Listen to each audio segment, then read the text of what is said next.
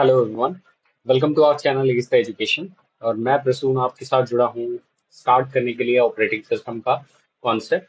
और ये basically operating system उन बच्चों के लिए है जो गेट की या यूजीसी नेट की जेआरएफ की तैयारी कर रहे हैं या किसी भी कॉम्पिटेटिव लेवल एग्जामिनेशन की तैयारी कर रहे हैं। साथ ही साथ इंजीनियरिंग स्टूडेंट्स भी इसको देख सकते हैं। इंजीनियरिंग स्टूडेंट्स को भी इतना सारा कॉन्सेप्ट मिल जाएगा कि वो अपने एग्जाम को पास कर सकेंगे इन सब कॉन्सेप्ट को देख के। ठीक है। तो मेनली कंसर्न रहेगा कि GATE and UGC NET candidates के लिए। तो इस पे कंप्लीट हम इंट्रोडक्शन का डिस्कशन करेंगे। ऑपरेटिंग सिस्टम क्या होता है, किस तरह से परफॉर्म होते हैं, कितने टाइप्स के ऑपरेटिंग सिस्टम होते हैं और किस तरह से उनकी वर्किंग फंक्शनैलिटी होती है। ठीक है।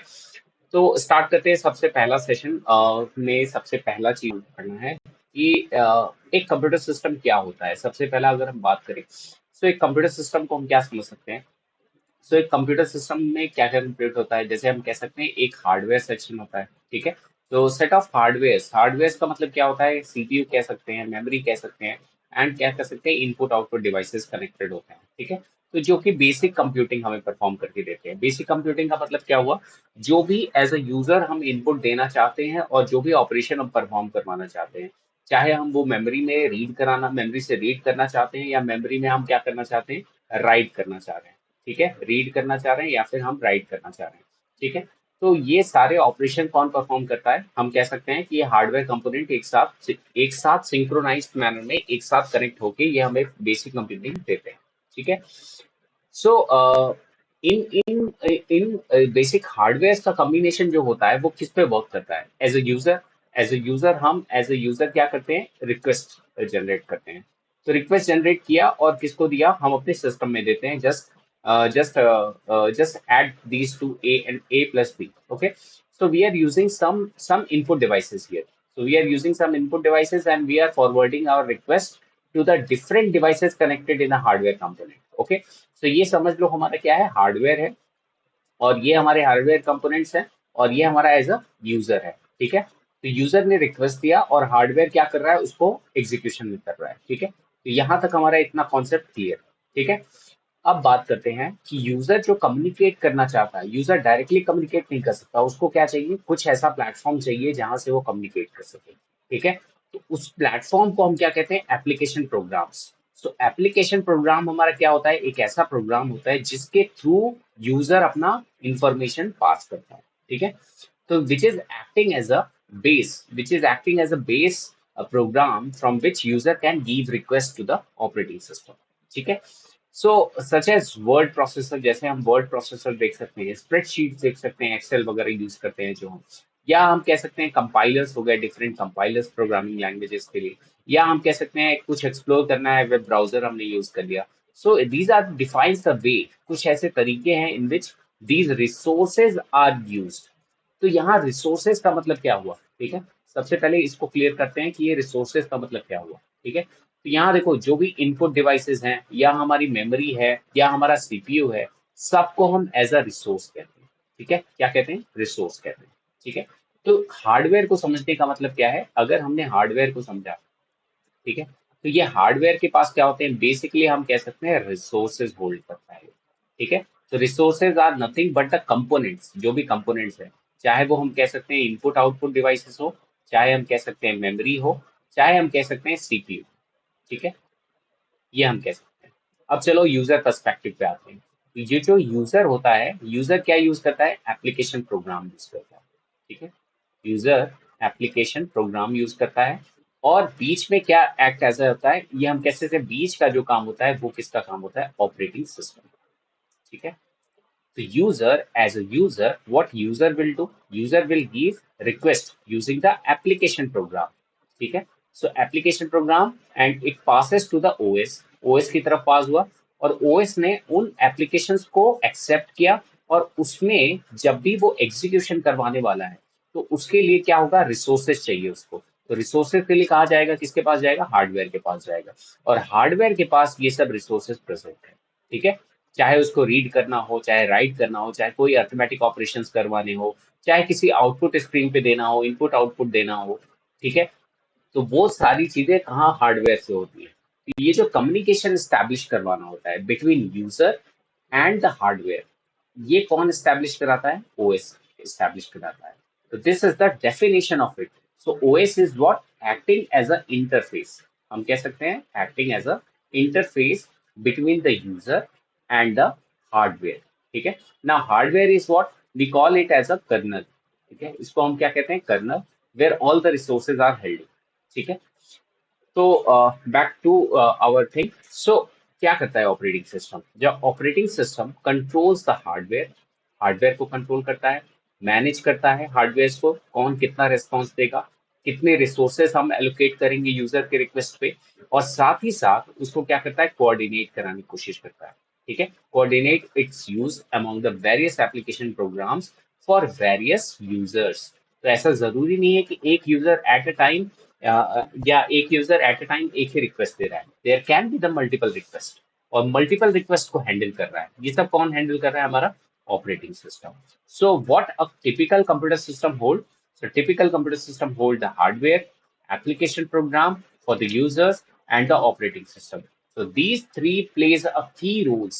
These three plays a key roles in performing any operation. कोई भी ऑपरेशन परफॉर्म करने के लिए हमें ओएस ऑपरेटिंग सिस्टम की जरूरत पड़ती है एज अ इंटरफेस. ठीक है. नेक्स्ट बात करते हैं.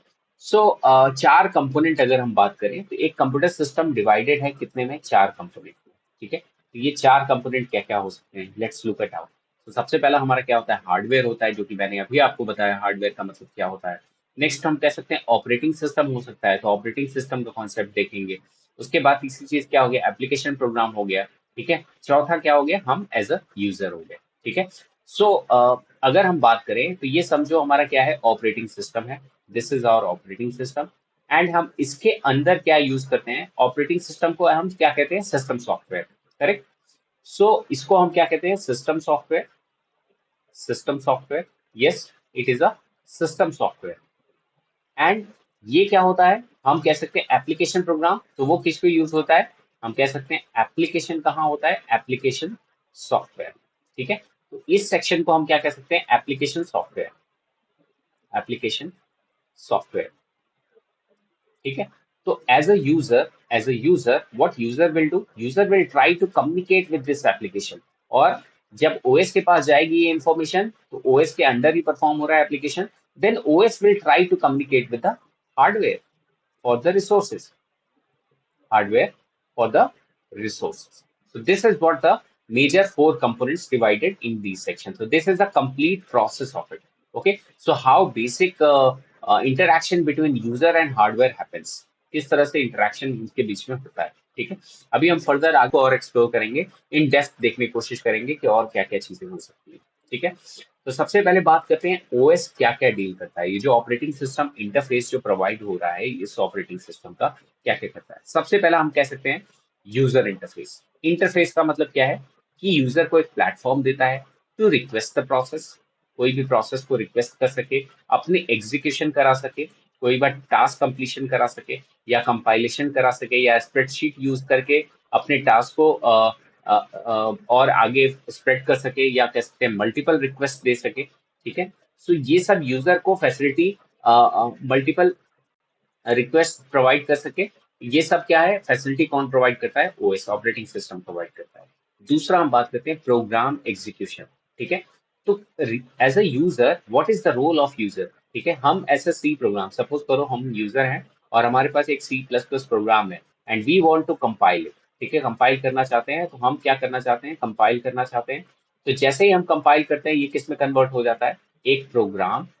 ये क्या हुआ? सी प्लस प्लस का हमने एक प्रोग्राम लिखा. This is a program in any file dot extension. हम कह सकते हैं कि सी प्लस प्लस का फाइल है, हम ये एज अ प्रोग्राम ट्रीट कर रहे हैं. जब भी ये कंपाइल करने जाएंगे तो ये किस में कन्वर्ट हो जाएगा? एक प्रोसेस में कन्वर्ट हो जाएगा. अब इस प्रोसेस को एग्जीक्यूट कराना, शेड्यूल कराना, मैनेज करना, मेमोरी एलोकेट करना, ये सारे काम कौन करता है? हमारा ऑपरेटिंग सिस्टम करता है. ठीक है. So, as a user, we are very concerned about the program execution. ठीक है. नेक्स्ट बात करते हैं आईओ ऑपरेशंस की. सो इनपुट आउटपुट ऑपरेशंस, कहाँ से यूजर से किस इनपुट डिवाइसेस से इनपुट लेना है, कहाँ पे आउटपुट डिस्प्ले करना है, ये सारे ऑपरेशन कौन कंट्रोल करता है या कौन कोऑर्डिनेट कराता है? हमारा ऑपरेटिंग सिस्टम. नेक्स्ट हम कहते हैं फाइल सिस्टम मैनिपुलेशन. ये काम होता है किसका? ऑपरेटिंग सिस्टम का. Next, communication among the peripheral devices. That is also happening with the help of operating system, ठीक है। इट पासेस द कंट्रोल, ये अपना कंट्रोल पास करता है एक जगह से दूसरी जगह किस तरह कम्युनिकेट करना चाहिए। जैसे कि हम फॉर एग्जाम्पल इसको कन्वर्ट करते हैं, जैसे एग्जाम्पल में अगर हम कंसिडर करें तो समझो हमारे पास दो प्रोसेस है, ठीक है। सपोज करो प्रोसेस वन है and this is process two, ठीक है। This is process two and they want to access some resources, कुछ रिसोर्स एक्सेस करना चाहते हैं। यहाँ पे रिसोर्सेस का मतलब क्या हुआ, हम कह सकते हैं सीपीयू कह सकते हैं, या मेमोरी कह सकते हैं, या हम कह सकते हैं इनपुट आउटपुट डिवाइसेस कह सकते हैं, ठीक है। तो एट अ टाइम दोनों प्रोसेस को एक ही चीज अगर एग्जीक्यूट करानी है, एक ही चीजें एक्सेस करना है, तो इसको किस तरह से कम्युनिकेशन प्रोवाइड करेगा सो दैट कि प्रोसेस वन भी कम्युनिकेट कर ले और उसके बाद प्रोसेस पी टू भी कंप्लीट कर ले, ठीक है।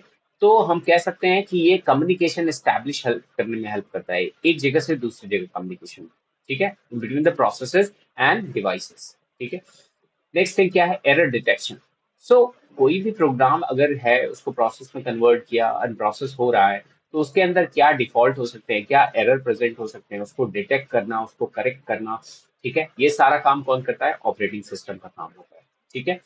नेक्स्ट बात करते हैं रिसोर्स एलोकेशन। रिसोर्स एलोकेशन का मतलब क्या हुआ, ये जो जितनी रिसोर्सेस मैंने बताया है, जैसे कि किसी भी प्रोसेस को, प्रोसेस पी वन है, तो प्रोसेस पी वन को कोई सीपीयू चाहिए, तो ये एक तरह का क्या हुआ, रिसोर्स हो गया, ठीक है। या प्रोसेस पी टू को क्या चाहिए, मेमोरी चाहिए, तो ये भी एक तरह का क्या हो गया, रिसोर्स हो गया। तो ये सबको किस तरह से एलोकेट करना है, किस सीक्वेंस में एलोकेट करना है, कितना टाइम स्लाइस इसको देना है, कितना टाइम तक ये सीपीयू को ऑक्युपाई करके रखेगा ये प्रोसेस, ठीक है। या मेमोरी में कितना स्पेस उसको ऑक्युपाई करने देंगे, तो ये सारा हमारे पास रिसोर्स किस तरह से एलोकेट करना चाहिए, ठीक है, एक प्रोसेस को। तो वो सारा एलोकेशन कौन देखता है, हमारा ऑपरेटिंग सिस्टम, ठीक है। नेक्स्ट बात करते हैं अकाउंटिंग। अकाउंटिंग का मतलब क्या होता है, जैसे अकाउंटिंग का हम कह सकते हैं keeping track of the things, ठीक है। जैसे हम कह सकते हैं क्या, keeping track of the things. Keeping track का मतलब क्या हुआ, हम कह सकते हैं ट्रैक का मतलब ये होता है कि बेसिकली एक मान लो सब सपोज करो हमने एक फाइल क्रिएट किया, ठीक है, तो ये फाइल कब क्रिएट हुई, ठीक है, फाइल का नाम क्या था, ठीक है, फाइल का मॉडिफिकेशन साइज क्या था, हम कह सकते हैं फाइल का साइज क्या था, या हम कह सकते हैं फाइल किस टाइम पे बनी थी, ठीक है, डेट क्या था उसका, ठीक है। तो ये सारी इंफॉर्मेशन इसी तरह प्रोसेस में भी होता है, अगर कोई प्रोसेस क्रिएट हुआ तो प्रोसेस की आईडी क्या थी, प्रोसेस का हम कह सकते हैं स्टेट क्या था, किस स्टेट में था प्रोसेस, ठीक है, प्रोसेस कौन सा रिसोर्स लिया हुआ था, ठीक है, प्रोसेस की टाइमिंग क्या थी, ठीक है, टाइम डेट, मॉडिफिकेशन कब हुआ था, लास्ट ऑल्टर्ड कब हुआ था, ठीक है। तो ये सारी चीजें अकाउंटिंग इंफॉर्मेशन में आती है। तो हर चीज की जितनी भी चीजें हम परफॉर्म करते हैं अपने सिस्टम में, उसकी क्या है कंप्लीट इंफॉर्मेशन किस में आती है, हम कह सकते हैं अकाउंटिंग में आती है, ठीक है। तो अकाउंटिंग में भी हम देखेंगे कि प्रोसेस मैनेजमेंट के अंदर क्या अकाउंटिंग इंफॉर्मेशन होती है, मेमोरी मैनेजमेंट के अंदर क्या अकाउंटिंग इंफॉर्मेशन होती है, या हम कह सकते हैं फाइल मैनेजमेंट के अंदर क्या क्या अकाउंटिंग इंफॉर्मेशन होती है। तो ये सारी चीजें हम देखने को मिलेगी आने वाले सीरीज लेक्चर्स में, ठीक है। सो नेक्स्ट बात करते हैं प्रोटेक्शन एंड सिक्योरिटी की। सो प्रोटेक्शन ऑल्सो, ठीक है। तो अगर हम ऑन हम कह सकते हैं जैसे if you talk about the network operating system, ठीक है, network operating system is connected to the internet and we are communicating worldwide, ठीक है। तो देयर कैन बी पॉसिबिलिटी कि हमारे क्या है, हमारे ऑपरेटिंग सिस्टम को इफेक्ट हो सकता है, ठीक है। मान लो कोई वायरस है या थ्रेट है, कुछ ऐसा थ्रेट है जो हमारे ऑपरेटिंग सिस्टम को इफेक्ट कर सकता है, या सिस्टम को, कंप्लीट सिस्टम को इफेक्ट कर सकता है। तो उस टाइम में ऑपरेटिंग सिस्टम क्या है, एज अ प्रोटेक्शन प्रोवाइड करता है, या हम कह सकते हैं एज अ सिक्योरिटी प्रोवाइड करता है उसको, जो ऐसे थ्रेट हमारे सिस्टम में जो ना डेवलप हो, उसको कंप्लीट प्रोटेक्शन में रखना, इंक्रिप्शन करना, डिक्रिप्शन करना, करेक्ट वे में हमारे पास क्या करना है, करेक्ट वे में इसको ऑर्गेनाइज करना, सो दैट कि अनऑथराइज्ड यूजर इसको एक्सेस ना कर पाए सिस्टम को, ठीक है। तो ये सारी चीजें किसका वर्क होता है, ये हमारा ऑपरेटिंग सिस्टम का वर्क होता है, ठीक है। सो स्टार्टिंग हमने किया था, हमने जाना सबसे पहले एक टिपिकल कंप्यूटर सिस्टम क्या होता है, उसके कितने कंपोनेंट्स होते हैं वो हमने देखा। उसके बाद हम देख सकते हैं क्या, ओएस किस किस चीजों से डील करता है, किन किन चीजों पे मेन कंसर्न रहता है ओएस का। तो ओएस की बहुत सारे कैटेगराइजेशन है ओएस के अंदर, हम जब डिटेल में हर टॉपिक पढ़ेंगे तब हमें और इसकी फंक्शनिंग ओपन होती जाएगी, ठीक है, कि ओएस एक्चुअली में हम क्या क्यों ओएस यूज कर रहे हैं, या ओएस का बेसिकली रोल क्या होता है हमारे पूरे सिस्टम में, ठीक है। तो कुछ ऐसी चीजें भी हैं हमारे पास प्रोसेस से अगर बात करें तो मैं अगर बात करूं जैसे मैं बताऊं कि अगर ओएस को हम ले रिस्पॉन्सिबल है किसके लिए प्रोसेस मैनेजमेंट के अंदर। ये बेसिकली प्रोसेस क्या होता है, कोई भी प्रोग्राम अंडर एग्जीक्यूशन होता है तो उसको हम क्या कहते हैं, प्रोसेस कहते हैं। तो यहाँ पे प्रोग्राम का मतलब क्या हुआ, कोई भी सी प्लस प्लस या हाई लेवल लैंग्वेज हम कह सकते हैं। सो हाई लेवल लैंग्वेज प्रोग्राम हो गया। तो ये प्रोग्राम जब भी एग्जीक्यूशन में जाता है, जब भी एग्जीक्यूशन में जाता है तो ये किस में कन्वर्ट होता है, प्रोसेस में होता है। ठीक है। तो इन प्रोसेस जो भी प्रोसेस हमारे कन्वर्ट होते हैं, ये जो प्रोसेस बनते हैं, इन प्रोसेस का क्या है, किस तरह से इन प्रोसेस को हमें सीपीयू को एलोकेट करना है, या उनके अंदर जो मल्टीपल प्रोसेस फॉर्म हो रहे हैं, प्रोसेस के अंदर मल्टीपल थ्रेड्स जो आ रहे हैं, हम थ्रेड्स कह सकते हैं, एक पार्ट ऑफ प्रोसेस कह सकते हैं, बेसिक यूनिट ऑफ ऑपरेशन कह सकते हैं प्रोसेस का। ठीक है। सो उन सब प्रोसेस मैनेजमेंट के अंदर क्या क्या हम देखेंगे, शेड्यूलिंग ऑफ द प्रोसेसेस, इन सब प्रोसेस को किस तरह शेड्यूल करना है। शेड्यूल का मतलब क्या हुआ, वन बाय वन एग्जीक्यूशन कैसे परफॉर्म कराना है। अगर हमारे पास मल्टीपल नंबर ऑफ प्रोसेसेस हैं, P1 है, P2 है, P3 है, तो इन प्रोसेसेस के बीच में किस तरह से हमें एग्जीक्यूशन कराना है। एंड थ्रेड्स, थ्रेड्स क्या होते हैं, a basic unit of a process. Like a process, single process में हम क्या कह सकते हैं, मल्टीपल थ्रेड हो सकते हैं। तो इन मल्टीपल थ्रेड्स का मतलब क्या होता है, एक हो सकता है कि हम सपोज करो एक वेब ब्राउजर हमने खोला, तो उसमें वेब में हमारे पास एक फोटो डिस्प्ले हो रही है, तो ये एक थ्रेड एज अ काम करेगा। एक थ्रेड किस पे काम करेगा, जो हमारे पास कंटेंट डिस्प्ले हो रहा है। ठीक है। हो सकता है इसके अंदर एक और थ्रेड हो। ठीक है। वो थ्रेड किस पे काम करेगा, वो काम करेगा जैसे कि हमारे पास कोई एनिमेशन टाइप का वीडियो चल रहा है, एनिमेशन चल रहा है, वो एक थ्रेड काम करेगा। तो एक प्रोसेस के अंदर मल्टीपल नंबर ऑफ थ्रेड्स हो सकते हैं। ठीक है। तो उसको हम थ्रेड्स कहते हैं। तो इन सब प्रोसेसेस की शेड्यूलिंग और थ्रेड्स की शेड्यूलिंग, या हम कह सकते हैं कि सीपीयू को कैसे एलोकेट करना है, ये सारा काम किसका होता है, ओएस का होता है। ठीक है। नेक्स्ट बात करते हैं, creating and deleting both user and system processes. ठीक है। कितने यूजर प्रोसेस है, तो यूजर एप्लीकेशन कितना यूज कर रहा है, और साथ ही साथ सिस्टम प्रोसेसेस कितने हैं, उसको देखेगा, उसको क्रिएट करना, उसको डिलीट करना, ये सारा काम होता है। तो अभी इनको हम देखेंगे इन डिटेल, जब हम प्रोसेस मैनेजमेंट कंप्लीट देखेंगे तो उसके अंदर हम देखेंगे। This is just the introduction of the topics what we have to study for complete operating system. ठीक है। नेक्स्ट बात करते हैं, suspending and resuming the processes. ठीक है। सस्पेंडिंग एंड रिज्यूमिंग मतलब क्या होता है, किसको हमें स्टॉप करना है, किसको हमें फिर से इन्वोक करना है, किस प्रोसेसेस को शेड्यूल किस तरह करना है। बेसिकली शेड्यूलिंग का मतलब क्या होता है, सीपीयू को एलोकेट करना। सपोज करो हमारे पास क्या है, अभी एक स्टेट है, let's say it is a ready state. ठीक है। Let's say it is a ready state, जहां पे हम क्या कर रहे हैं, प्रोसेसेस को, हमारे पास ढेर सारे प्रोसेस आके रेडी हैं, yes we are ready to execution. Now we have to allocate these processes. हमें किसको एलोकेट करना है, सीपीयू को एलोकेट करना है। तो we are going to allocate in some manner. ठीक है। तो कुछ प्रोसेस हो सकते हैं जिसको हम सस्पेंड करें, सपोज करो प्रोसेस P2 को एग्जीक्यूशन नहीं कराना है, तो we gonna suspend this process. And कुछ हमें शेड्यूल कराना है, तो ये सब भी कौन डिसाइड करता है, हमारा ऑपरेटिंग सिस्टम डिसाइड करता है। ठीक है। नेक्स्ट बात करते हैं, providing mechanism for process synchronisation. ठीक है। सो प्रोसेस सिंक्रोनाइजेशन के अंदर भी हम देखेंगे किस तरह हमारे पास सपोज करो कॉमन शेयर्ड मीडियम है। ठीक है। ये कॉमन शेयर है, तो यहाँ अगर दो प्रोसेस कम्युनिकेट करना चाहते हैं एक कॉमन प्लेटफॉर्म पे, तो वो किस तरह से आपस में एक पैटर्न बना के, या हम कह सकते हैं कि अपने आप को एक अगर एक्सेस कर रहा है इस रिसोर्स को, तो एक ना एक्सेस करे उस टाइम पे, या P2 एक्सेस कर रहा है तो P1 उस टाइम पे ना करे। तो उस इसको एक कह सकते हैं, एक पैटर्न डेवलप करना, मेंटेन करके रखना, सो दैट कि हमारे सिस्टम में कभी भी सीपीयू आइडल ना रहे। ठीक है। सीपीयू ऑक्युपाइड रहे, और प्रोसेसेस को भी हम इस तरह से ऑर्गेनाइज करें कि वो वन बाय वन एग्जीक्यूशन करे, बेस्ड ऑन सब प्रायोरिटी, या हम कह सकते हैं कि based on their order of incoming, जिस तरह से वो आए हैं, या हम कह सकते हैं based on the time slice, या हम कह सकते हैं फिक्स टाइम हो किसी प्रोसेस के लिए। तो उस तरीके से हम शेड्यूल करा सकते हैं। ठीक है। So this line has been written extra for it. I'm really sorry for it. So this is the same thing what I told you. Okay. So providing mechanism for the process synchronization. तो ये कुछ responsibilities है किसकी, हम कह सकते हैं process management की। ठीक है। सो प्रोसेस क्या होता है, सबसे पहले एक देख लेते हैं। अगर एक बेसिक अंडरस्टैंडिंग लेना चाहें प्रोसेस की, तो प्रोसेस क्या होता है, basic unit of a work in a system. ठीक है। तो जो भी एज अ यूजर रिक्वेस्ट देता है, ठीक है, रिक्वेस्ट दिया, उसको हम जब एग्जीक्यूशन में लेके आते हैं तो उसको क्या कन्वर्ट होता है, ये हम कह सकते हैं एज अ प्रोसेस हुआ। ठीक है, इसको हम प्रोसेस कहते हैं। ठीक है, now a system consist of collection of processes. Collection of process कह सकते हैं हम क्या, देखो एक कंप्यूटर सिस्टम है तो उसके पास ऐसा जरूरी नहीं है कि सिर्फ एक प्रोसेस काम कर रहा होगा या एक रिक्वेस्ट दिया होगा user. User can give the multiple request. एक रिक्वेस्ट वन दे सकता है, रिक्वेस्ट टू दे सकता है, रिक्वेस्ट थ्री दे सकता है, रिक्वेस्ट फोर दे सकता है। User can give multiple requests. So based on that, it is also categorized into processes. Process P1, process P2, process P3. So that is what the collection of processes। और उसमें से कुछ क्या होते हैं, system operating system processes होते हैं, कुछ हमारे क्या होते हैं, यूजर प्रोसेसेस होते हैं। ठीक है, तो अब यहाँ पे दो चीजें आ जाती हैं हमारे पास। पहला आता है यूजर प्रोसेस। क्या होता है यूजर प्रोसेस, और दूसरा क्या होता है सिस्टम प्रोसेस। ठीक है, तो यहाँ पे हम देखते हैं, देखो ऑपरेटिंग सिस्टम प्रोसेसेस हम किसको बोलते हैं, those that execute system code.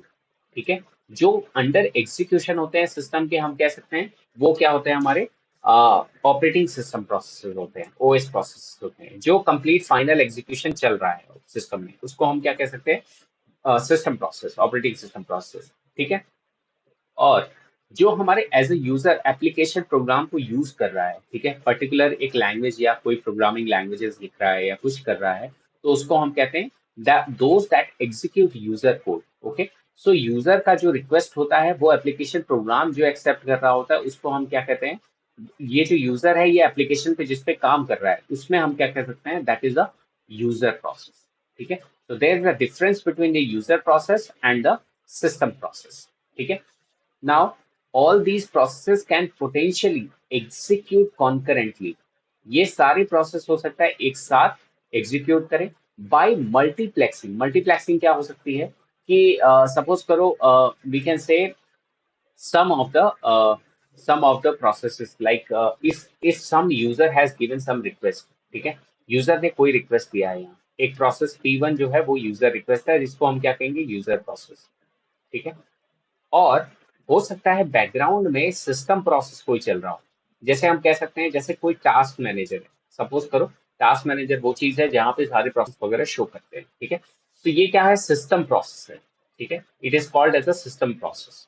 ठीक है, जो अपने से परफॉर्म, जैसे हम कह सकते हैं कि एक सिस्टम का डिवाइस अपडेट आ गया, कोई अगर डिवाइस अपडेट करना है, ठीक है, डिवाइस का अपडेट करना है तो ये क्या हो गया, एक तरह का सिस्टम प्रोसेस हो गया। और यूजर ने कुछ अपना ऐसे हाई लेवल प्रोग्रामिंग दिया है एग्जीक्यूट करने के लिए, वो क्या हो गया, यूजर प्रोसेस। ठीक है, तो ये हम डिफरेंशिएट कर सकते हैं इन दोनों के कैटेगराइजेशन में। ठीक है, तो इन्हीं दोनों प्रोसेसेस को हो सकता है कि पहले सिस्टम परफॉर्म कर ले फिर बाद में यूजर परफॉर्म करे, हो सकता है पहले यूजर परफॉर्म करे फिर बाद में सिस्टम परफॉर्म करे। तो इन दोनों के बीच में क्या हो सकती है, मल्टीप्लेक्सिंग हो सकती है। ठीक है, ordering any manner, in ordering can be in any manner. ठीक है, तो ये क्या होता है बेसिक प्रोसेस। अब एक प्रोसेस को क्या क्या चाहिए, ठीक है, तो प्रोसेस को एक क्या चाहिए, हम कह सकते हैं बेसिक रिसोर्सेज चाहिए इंक्लूडिंग सीपीयू टाइम। हम कह सकते हैं उसको क्या क्या चाहिए, सीपीयू टाइम चाहिए, और हो सकता है मेमोरी चाहिए। तो ये क्या है, रिसोर्सेज हैं, इनको हम क्या बोलते हैं, रिसोर्सेज। ठीक है, तो these are called as a resources, या हम कह सकते हैं फाइल्स है या इनपुट आउटपुट डिवाइसेस हैं। कोई भी चीज, कोई भी रिसोर्स चाहिए, एक प्रोसेस को क्या चाहिए, रिसोर्स चाहिए टू एग्जीक्यूट इट। तो मेनली दो टर्म पे हमें बहुत ज्यादा ध्यान रखना है अक्रॉस द ऑपरेटिंग सिस्टम। हम इन दो चीजों से बहुत ज्यादा, हमें इन दो चीजों का बहुत ज्यादा कॉन्सेप्ट क्लियर होना चाहिए कि प्रोसेस क्या होता है, दूसरी चीज क्या होता है, रिसोर्सेज किसको बोलते हैं। तो these are called as a resources, memory हो गया, फाइल्स हो गया, या आईओ डिवाइसेस हो गया, तो इन सबको हम क्या बोलते हैं, रिसोर्सेज बोलते हैं ना।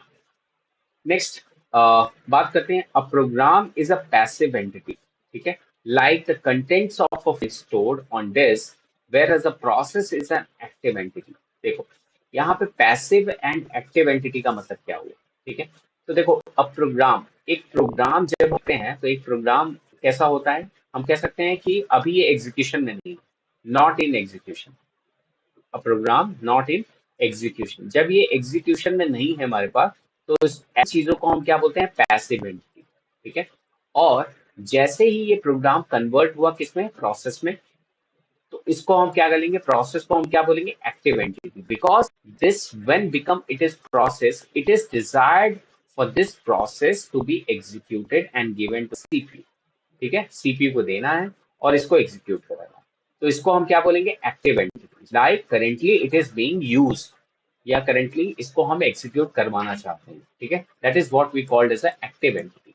Okay, next a single threaded process.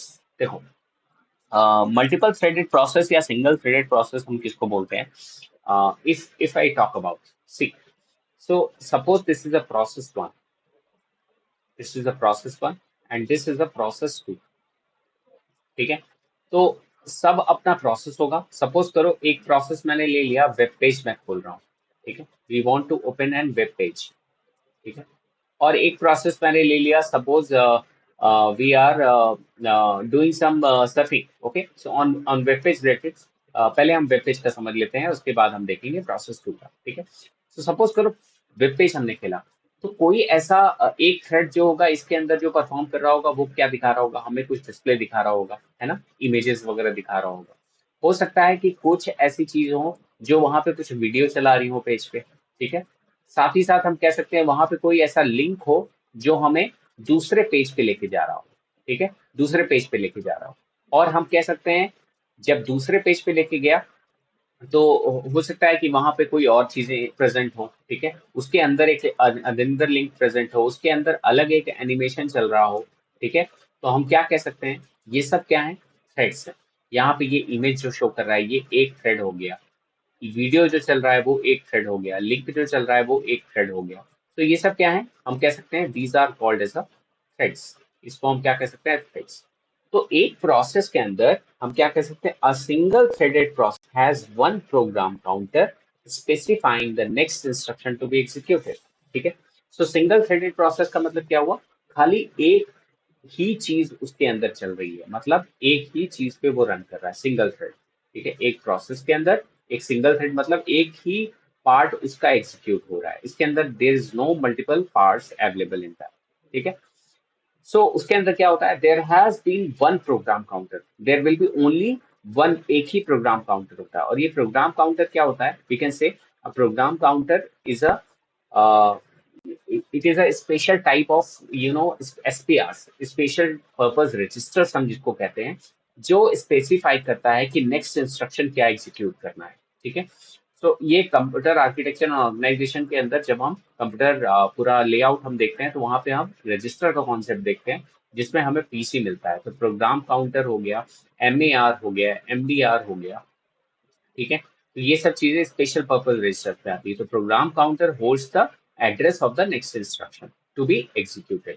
फिर अगर वो एग्जीक्यूट हो गया, then program counter is shifted to the another memory location where the next instruction is present.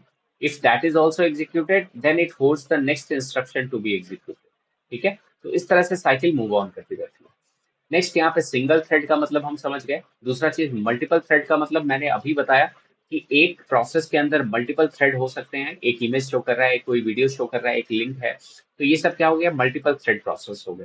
That has a multiple program counter. तो ऑब्वियस सी बात है, उनके क्या होंगे, मल्टीपल प्रोग्राम काउंटर्स होंगे। और सारे प्रोग्राम काउंटर नेक्स्ट इंस्ट्रक्शन को शो कर रहे होंगे, जो एग्जीक्यूट कर रहे हैं। ठीक है, किसी भी एक गिवन प्रोसेस के लिए। ठीक है, so these are what introduction to the processes. ठीक है, सो अब बात करते हैं प्रोसेस मैनेजमेंट का कॉन्सेप्ट हो गया। अब हम देखेंगे मेमोरी मैनेजमेंट में ओएस का क्या रिस्पॉन्सिबिलिटी है। तो OS, operating system, is responsible for following activity in connection to the memory management. So memory management का मतलब क्या है कि ओएस क्या क्या रिस्पॉन्सिबिलिटी रखेगा। तो इन कंसर्न विद द प्रोसेस हम कह सकते हैं कि एक, अगर हमारे पास चंक ऑफ मेमोरी है, ठीक है, अगर हमारे पास ढेर सारे मेमोरी एलोकेशन है यहाँ पे, तो कौन सा मेमोरी यूटिलाइज हुआ है, कौन सा खाली है, किसको अगला हम एलोकेशन दे सकते हैं। ठीक है, कौन सा मेमोरी अभी करंटली सीपीयू यूज कर रहा है। ठीक है, किस मेमोरी पार्ट को वो यूज कर रहा है।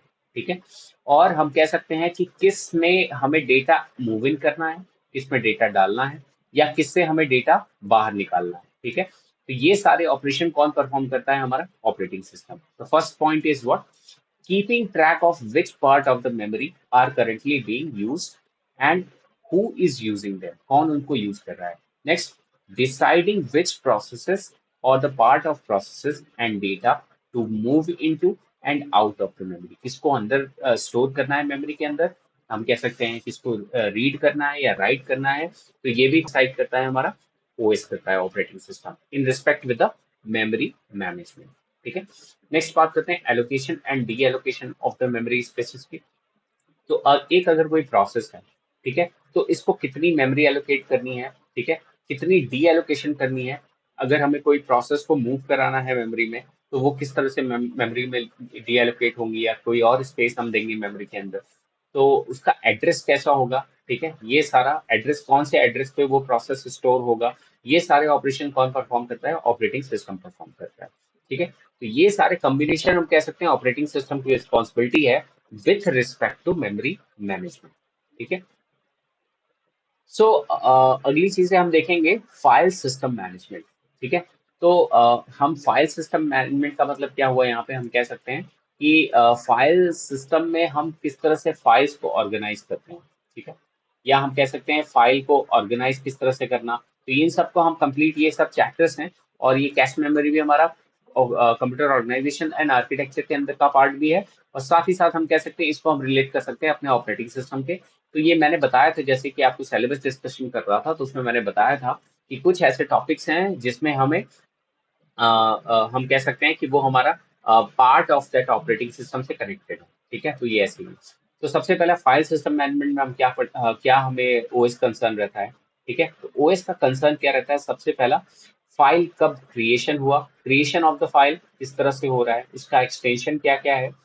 ठीक है। एक्सटेंशन क्या क्या है। साथ ही साथ इन फाइल का हम एलोकेशन किस तरह कर रहे हैं, फाइल एलोकेशन रिस्पॉन्सिबिलिटी होती है ऑपरेटिंग सिस्टम की। दूसरी चीजें क्या होती है, फाइल फाइल का साइज कितना होना चाहिए, कितनी मेमोरी ऑक्यूपाई होनी चाहिए एक फाइल के लिए। ठीक है। साथ ही साथ इनकी डायरेक्टरी स्ट्रक्चर किस तरह होना चाहिए, डायरेक्टरी स्ट्रक्चर किस तरह होना चाहिए। डायरेक्टरी स्ट्रक्चर का मतलब क्या हो गया मेरा, तो डायरेक्टरी स्ट्रक्चर का यहाँ मतलब हुआ कि जैसे एक फाइल को मुझे स्टोर करना है, तो वो किस फोल्डर से किस एक एक कह सकते हैं, जैसे फॉर एग्जांपल अगर हम देखें यहाँ पे, तो हमारे पास सपोज करो माई कंप्यूटर में ड्राइव है, कोई ड्राइव ई हम मान लेते हैं, लेट्स से कोई हमारे पास ड्राइव ई है। तो ड्राइव ई से मैं कहा गया, कोई अगर हमारा फोल्डर है तो हम फोल्डर में जाएंगे, फिर फोल्डर से पर्टिकुलरली हो सकता है उस फोल्डर के अंदर हमारे पास एक और फोल्डर हो, उस फोल्डर से हम कहाँ जाएं पर्टिकुलरली, अपने फाइल को हम सेव करें, और फाइल का क्या होना चाहिए, पर्टिकुलर एक्सटेंशन होना चाहिए। ठीक है। तो ये जो हम कह सकते हैं कि यहाँ से लेके हमने यहाँ तक ऑपरेशन परफॉर्म किया, ये क्या शो कर रहा है, एक हमारा क्या कह रहा है, दिस इज द स्ट्रक्चर, जहाँ पे अगर हमें एक्सेस करना हो, तो ये कुछ इस तरह से रिप्रेजेंट करेगा, ड्राइव हम कह सकते हैं, then folder one, then folder two, देन हम कह सकते हैं हमारा फाइल की आईडी। तो what is this, this is the directory structure. So ये अलग अलग लेवल पे हो सकता है ये स्ट्रक्चर किस फॉर्म में हो, ट्री स्ट्रक्चर के फॉर्म में हो सकता है कि डायरेक्ट हम कह सकते हैं इसका स्ट्रक्चर हो सकता है हायरार्किकल रिलेशन में, या ट्री स्ट्रक्चर हम जो कहते हैं वो हो। ठीक है। तो ऐसे बहुत से स्ट्रक्चरिंग हम देखेंगे, ये सब किसका काम होता है, ऑपरेटिंग सिस्टम का।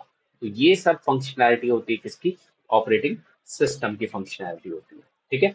नेक्स्ट बात करते हैं mass storage management. Mass storage management ये बेसिकली डील करता है हमारे किसके साथ, मैग्नेटिक डिस्क के साथ। ठीक है। अब बेसिकली मैग्नेटिक डिस्क का यहाँ पे क्या काम है, या मैग्नेटिक डिस्क हमारे लिए क्यों इंपॉर्टेंट है। ठीक है। इसके अंदर का देखेंगे, तो स्टोरेज मैनेजमेंट का इसमें हम क्या पढ़ते हैं, सेकेंडरी स्टोरेज। ठीक है। Secondary storage. तो सेकेंडरी स्टोरेज के लिए हम सबसे पहला अच्छा एग्जांपल क्या लेते हैं, मैग्नेटिक डिस्क, या हम कह सकते हैं मैग्नेटिक डिस्क के अंदर हम किस तरह से इसका कॉन्सेप्ट होता है, मैग्नेटिक डिस्क का स्ट्रक्चर क्या होता है। ठीक है। और क्यों हम स्ट्रक्चर को पढ़ते हैं, क्योंकि ऑपरेटिंग सिस्टम जो होता है, जो भी फाइल्स होते हैं, जो भी हम प्रोग्राम एग्जीक्यूशन कर रहे हैं, या हम उन फाइल्स को एक्सेस कर रहे हैं, उन फाइल्स को एक्सेस करने के बाद उसको हमें कहीं ना कहीं स्टोर करना है।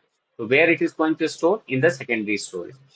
And in secondary storage, what will be the correct order, that is also decided by operating system.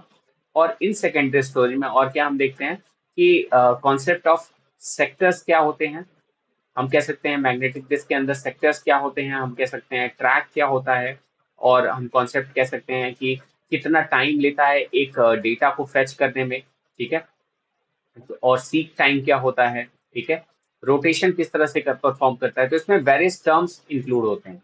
तो इस सेकेंडरी स्टोरेज को किस तरह से मैनेज किया जाए, ठीक है, किस तरह से मैनेज किया जाए सो दैट कि इसमें हमारे पास एफिशिएंट एलोकेशन हो सके, ठीक है, ज्यादा से ज्यादा हम एलोकेशन कर सके सो दैट कि हम इसमें ढेर सारा ऑर्गेनाइज्ड वे में हम इसको रिप्रेजेंट कर सकें। तो ये हमारा क्या था, मास स्टोरेज मैनेजमेंट, जिसमें ऑपरेटिंग सिस्टम काम करता है, ठीक है। तो इसका कंप्लीट चैप्टर है जिसके अंदर हम इसका डिटेल में डिस्कशन करेंगे। अभी हम जस्ट एक अब्स्ट्रैक्ट व्यू ले रहे हैं कि ओएस का क्या क्या रोल है इसके अंदर, ठीक है। कैशिंग मेमोरी का क्या काम होता है, हम जानते हैं कैश मेमोरी हमारा क्या होता है, basically CPU and main memory के बीच में ये काम करता है हमारा क्या, कैश मेमोरी, ठीक है, मेन मेमोरी को, या हम कह सकते हैं इसको एज अ वर्चुअल मेमोरी में हम काउंट कर सकते हैं, ठीक है। तो सीपीयू में सीपीयू एंड कैश का क्या काम होता है, फ्रिक्वेंटली जो एक्सेस फाइल होते हैं उसको वहां पे स्टोर करता है कैशे में, और जब भी सीपीयू एग्जीक्यूशन कर रहा है तो वो क्या करेगा, they are going to access that cache files and they are going to execute it. अगर वो डेटा प्रेजेंट है वहां पे तो ठीक है, अगर नहीं प्रेजेंट है तो हम क्या करते हैं, डायरेक्टली मेन मेमोरी से लेते हैं, और at a time memory, main memory से कैश मेमोरी में वो एक कॉपी यहाँ पे सेव हो जाती है। तो क्या प्रोसेस होता है, क्या ये भी ऑपरेशन ऑपरेटिंग सिस्टम के थ्रू होता है, yes, this is also control and coordinated by the operating system, ठीक है। तो इसके कैश मेमोरी के अंदर काफी न्यूमेरिकल बेस्ड क्वेश्चन भी आते हैं, उसको रिलेट करेंगे इन सब चीजों में। तो बेसिकली मोस्ट ऑफ द चीजें जो कनेक्ट कर सकती हैं हमें operating system and computer organization and architecture में, तो उसको हम कनेक्ट करेंगे और उन सबको मिक्स करके हम एक कंप्लीट एनालिसिस लेंगे, ठीक है। सो ये हमारा क्या था, बेसिक इंट्रोडक्शन था जिसमें हमने क्या क्या देखा, बेसिक ओएस किसके लिए रिस्पॉन्सिबल है, ओएस क्या क्या डील करता है, और हम कह सकते हैं कितने कंपोनेंट्स होते हैं, ये किस तरह से इंटरेक्शन प्रोवाइड करता है, एक टिपिकल कंप्यूटर सिस्टम कैसा होता है। तो ये सारी चीजें हमने इंट्रोडक्शन पार्ट में देखी है, ठीक है। तो नेक्स्ट वन में हम डिस्कस करेंगे टाइप ऑफ ऑपरेटिंग सिस्टम, कितने टाइप्स के ऑपरेटिंग सिस्टम होते हैं, चाहे वो बैच की बात करें या नेटवर्क की बात करें, चाहे रियल टाइम ओएस की बात करें, चाहे मल्टी प्रोसेसर ऑपरेटिंग सिस्टम की देखें, चाहे मल्टी टास्किंग ऑपरेटिंग सिस्टम की देखें। तो अलग अलग कैटेगराइजेशन है, जैसे हम टाइप्स ऑफ ऑपरेटिंग सिस्टम्स में देखें तो टाइप्स ऑफ ऑपरेटिंग सिस्टम हमारे पास क्या क्या होता है, फर्स्ट हम कह सकते हैं कि let's say real time operating system हो सकता है, रियल टाइम ओएस हो सकता है। नेक्स्ट क्या हो सकता है, मल्टी प्रोसेसर हो सकता है, ये सब बहुत ही इंपॉर्टेंट है, मल्टी प्रोसेसर हो सकता है। तीसरी चीज क्या होती है, multi tasking operating system, multitasking. चौथा क्या होता है, नेटवर्क ऑपरेटिंग सिस्टम हम कह सकते हैं, ठीक है, नेटवर्क ऑपरेटिंग सिस्टम। तो ये सब क्या होते हैं, नेटवर्क ओएस, ये अलग अलग टाइप्स ऑफ क्या होते हैं, ऑपरेटिंग सिस्टम है, टाइप ऑफ ओएस, जिसको हमें पढ़ना है। तो आने वाले नेक्स्ट वीडियो में हम डिस्कस करेंगे टाइप्स ऑफ ऑपरेटिंग सिस्टम, कैसे इनके बीच में क्या डिफरेंसेस होते हैं। तो बहुत सारे क्वेश्चंस ऐसे एग्जामिनेशन में हमें देखने को मिल जाते हैं इनके टाइप्स पे, ठीक है। तो मिलते हैं आपसे नेक्स्ट वीडियो में।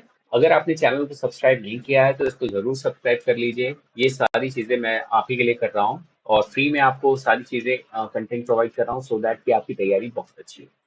तो मिलते हैं आपसे नेक्स्ट पार्ट पे और डिस्कस करेंगे टाइप्स ऑफ ऑपरेटिंग सिस्टम को। Thank you so much for watching, thank you.